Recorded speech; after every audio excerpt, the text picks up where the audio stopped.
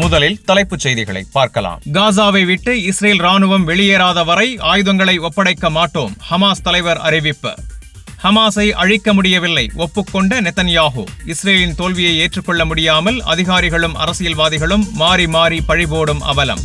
நெதன்யாஹுவுக்கு மட்டும்தான் எதிர்ப்பு, யூத மதத்திற்கு எதிர்ப்பு இல்லை. சவுதி அரேபிய அரச குடும்பத்தின் ரகசிய சோர்ஸ் இஸ்ரேல் ஊடகத்துக்கு அளித்த பிரத்யேக பேட்டி. இனி விரிவான செய்திகளை பார்க்கலாம். காசாவை விட்டு இஸ்ரேல் ராணுவம் வெளியேறாத வரை ஆயுதங்களை ஒப்படைக்க மாட்டோம், ஹமாஸ் தலைவர் அறிவிப்பு. ஹமாஸ் ஒருபோதும் ஆயுதங்களை ஒப்படைக்காது, காசாவில் எந்த வெளிநாட்டு ஆட்சியையும் ஏற்க மாட்டோம். இந்த கருத்தை வெளிப்படையாக சொன்னவர் ஹமாஸ் அமைப்பின் மூத்த தலைவர் ஹாலித் மிஷல். கத்தார் தலைநகர் தோஹாவில் நடைபெற்ற ஒரு முக்கிய மாநாட்டில் பேசிய ஹாலித் மிஷல் ஹமாஸின் நிலைப்பாட்டை மிக தெளிவாக அறிவித்தார். எதிர்ப்பு இயக்கத்தையும் அதன் ஆயுதங்களையும் அதை முன்னெடுப்பவர்களையும் குற்றவாளிகளாக்கும் எந்த முயற்சியையும் நாங்கள் ஒருபோதும் ஏற்க மாட்டோம். ஆக்கிரமிப்பு இருக்கும் வரை எதிர்ப்பு இருக்கும். ஆக்கிரமிப்புக்கு உள்ளான மக்களுக்கு எதிர்ப்பு நடத்துவது அவர்களின் அடிப்படை உரிமை. இது எல்லா தேசங்களும் பெருமைப்படும் ஒரு விஷயம் என்று ஹாலித் மிஷல் கூறியிருந்தார். அமெரிக்கா மத்தியஸ்தம் செய்த போர் நிறுத்த ஒப்பந்தம் தற்போது 2ஆம் கட்டத்தில் உள்ளது. காசாவை இராணுவமயமற்றதாக்குவது, ஹமாஸ் தனது ஆயுதங்களை ஒப்படைப்பது, இஸ்ரேலிய படைகள் படிப்படியாக வெளியேறுவது ஆகியவை இந்த கட்டத்தின் முக்கிய நோக்கம். இதை இஸ்ரேல் பிரதமர் பெஞ்சமின் நெதன்யாஹு மற்றும் அமெரிக்க அதிபர் டொனால்டு டிரம்ப் மிக தீவிரமாக வலியுறுத்தி வருகின்றனர். ஹமாஸ் ஆயுதங்களை கீழே வைக்க உறுதியளித்துள்ளது என்று டிரம்ப் பலமுறை கூறியிருக்கிறார். ஆனால் ஹமாஸ் இதை ஒருபோதும் வெளிப்படையாக ஒப்புக்கொள்ளவில்லை.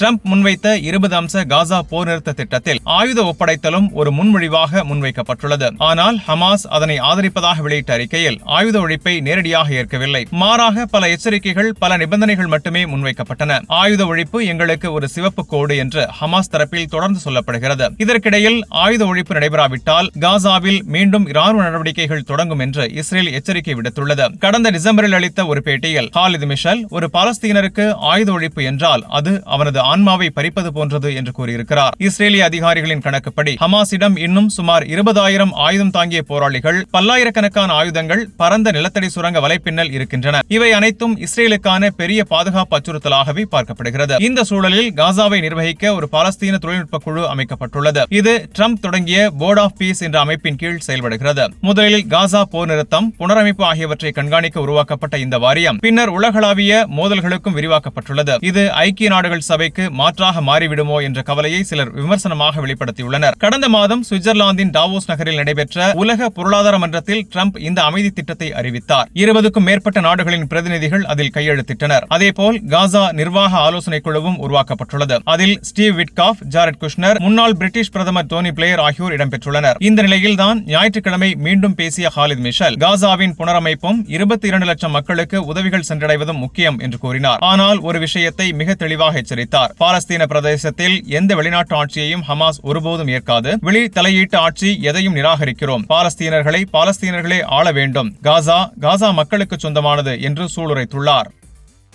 ஹமாஸை அழிக்க முடியவில்லை, ஒப்புக்கொண்ட நெதன்யாஹு. இஸ்ரேலின் தோல்வியை ஏற்றுக்கொள்ள முடியாமல் அதிகாரிகளும் அரசியல்வாதிகளும் மாறி மாறி பழிபோடும் அவலம். இஸ்ரேல் பிரதமர் பெஞ்சமின் நெதன்யாஹு ஹமாஸ் அமைப்பை வளர அனுமதித்தது தான் அல்ல, மற்றவர்கள் தன் கைகளை கட்டி போட்டார்கள். தான் உண்மையில் ஹமாஸை அழிக்க விரும்பியவர்தான் என்று கூறியிருக்கிறார். இராணுவ தலைவர்களும் பாதுகாப்பு அதிகாரிகளும் அதற்கு எதிர்ப்பு தெரிவித்ததால் ஹமாஸை ஒன்றும் செய்ய முடியவில்லை என்பதே அவரது புதிய வாதம். 2019 ஏப்ரல் தேர்தலுக்கு சில நாட்களுக்கு முன்பு சேனல் 13 தொலைக்காட்சிக்கு அளித்த பேட்டியில் காசாவில் ஹமாஸுக்கு எதிராக பெரிய அளவிலான இராணுவ நடவடிக்கை தேவையில்லை, அவ்வப்போது சிறிய அடி கொடுத்தால் போதும், மனிதநேய நிலைமையை சீராக வைத்திருக்க வேண்டும் என்றார். அந்த நேரத்தில் ரிட்டர்ன் மார்ச் என்ற பெயரில் காசா எல்லையில் பெரும் போராட்டங்கள் நடந்து கொண்டிருந்தன. ஆனால் தேவையில்லாத போரை நான் தொடங்க மாட்டேன். இஸ்ரேல் தாய்மார்களும் தந்தையர்களும் தெரிந்து கொள்ளட்டும், நான் அவர்களின் மகன்களை தேவையில்லாத போருக்கு அனுப்ப மாட்டேன் என்று நெதன்யாஹு சொல்லியிருந்தார். பல ஆண்டுகளாக தன்னை பாதுகாப்பு மனிதர் என்று விளம்பரப்படுத்திய நெதன்யாஹு உண்மையில் பெரிய இராணுவ நடவடிக்கைகளில் எச்சரிக்கையாகவே இருந்தார் என்று முன்னாள் அதிகாரிகள் கூறுகின்றனர். ஆனால் 2023 அக்டோபர் 7 ஹமாஸ் தாக்குதலுக்கு 2 ஆண்டுகள் கழித்து தன்னை ஹமாஸுக்கு எதிராக கடுமையான நடவடிக்கை எடுக்க விரும்பியவர் என்று சித்தரிக்கிறார். ஆனால் உண்மையில் ஹமாஸை முழுமையாக அழிக்கும் நடவடிக்கையில்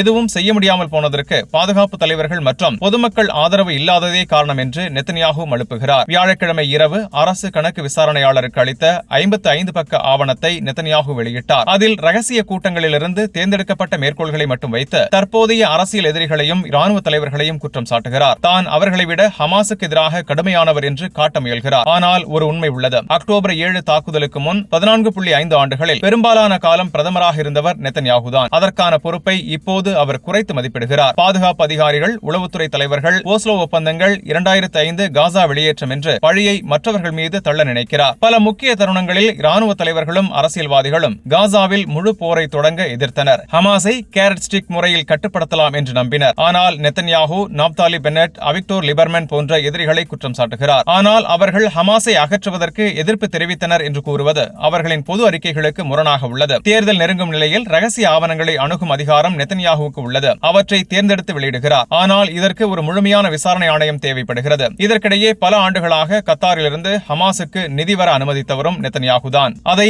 மனிதநேய நெருக்கடியை தவிர்க்கவே செய்தோம் என்று அவர் விளக்கினார். அக்டோபர் 7க்கு முன் ஹமாஸ் முழுமையாக தடுக்கப்பட்டுள்ளது என்று பெருமைப்பட்டார். இப்போது அந்த முடிவுகளுக்கான அரசியல் விலையை தேர்தலில் கொடுக்க வேண்டியிருக்கலாம். ஆனால் அவரின் அரசியல் திறமை இதுவரை அவரை ஆட்சியில் தக்க வைத்து வருகிறது.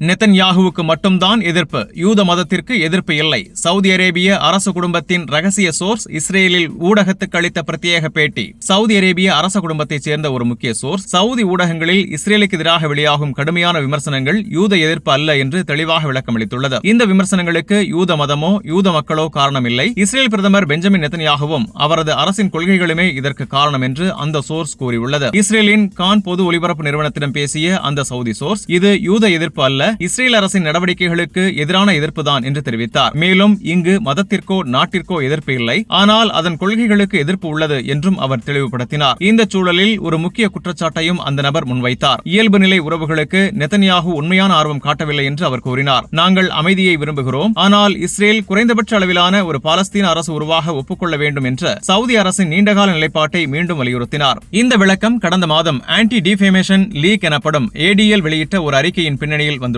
அந்த அறிக்கையில் சவுதி ஊடகவியலாளர்களும் சில மத குருக்களும் யூத எதிர்ப்பு சமிக்ஞைகளை மறைமுகமாக அடிக்கடி பயன்படுத்துவதாக ADL கவலை தெரிவித்திருந்தது. மேலும் ஆபிரகாம் ஒப்பந்தங்களுக்கு எதிரான கருத்துகள் மற்றும் ஜியோனிஸ்ட் சதி பற்றிய சதி கோட்பாடுகள் அதிகரித்து வருவதாகவும் ADL கூறியது. இதற்கு உதாரணமாக சவுதி ஊடகங்களில் சில மத குருக்கள் பேசிய உரைகள் மற்றும் அல் ஜசீரா பத்திரிகையில் ஐக்கிய அரபு எமிரேட்ஸ் காசா மீதான தாக்குதலுக்கு காரணம் என்று குற்றம் சாட்டிய ஒரு செய்தியையும் ADL சுட்டிக்காட்டியது. ஆனால் இந்த குற்றச்சாட்டுகளை சவுதி சோர்ஸ் தெளிவாக மறுத்துள்ளது. இந்த விமர்சனங்கள் முழுக்க கொள்கை சார்ந்தவை, அவை யூத மக்களை அல்லது யூத மதத்தை நோக்கி அல்ல என்று சோர்ஸ் கொடுத்த ரகசிய நபர் வாதிட்டார். இந்த விவகாரம் குறித்து இஸ்ரேல் பிரதமர் பெஞ்சமின் நெத்தன்யாகு கடந்த வாரம் தனது கருத்தையும் வெளிப்படுத்தினார். எங்களுடன் இயல்பு நிலை அல்லது அமைதி விரும்புபவர்கள் அமைதிக்கு எதிரான சக்திகளுடன் இணைந்து செயல்படக்கூடாது என்று அவர் கூறினார். மேலும் இஸ்ரேலின் சட்டப்பூர்வத்தை மறுப்பவர்களும் இஸ்ரேலை தாக்கும் சக்திகளை ஊக்குவிப்பவர்களும் இதில் அடங்குவர் என்றார். அதே நேரத்தில் சவுதி அரேபியாவுடன் இயல்பு நிலை ஒப்பந்தம் செய்ய நான் மகிழ்ச்சி அடைவேன், ஆனால் அவர்கள் பாதுகாப்பான வலுவான இஸ்ரேலுடன் அமைதி விரும்ப வேண்டும் என்றும் நெத்தன்யாகு தெரிவித்தார். இதற்கு முன் சவுதி முன்னாள் உளவுத்துறையின் தலைவர் இளவரசர் துர்கி பின் ஃபைசல் இஸ்ரேல் சர்வதேச சட்டத்தை ஏற்கும் ஒரு சாதாரண நாடாக நடந்து கொள்ளாவிட்டால் இயல்பு நிலை பேச்சுவார்த்தைக்கே இடமில்லை என்று கடுமையாக கூறியிருந்தார். இந்த எல்லா பின்னணிகளையும் பார்க்கும்போது சவுதி இஸ்ரேல் இயல்பு நிலை உறவுகளுக்கான வாய்ப்புகள் தற்போது குறைந்து வருவதாகவே தெரிகிறது. அமைதி குறித்த வார்த்தைகள் தொடர்ந்தாலும் கொள்கை சார்ந்த முரண்பாடுகள் அதற்கான முக்கிய தடையாக இருக்கின்றன.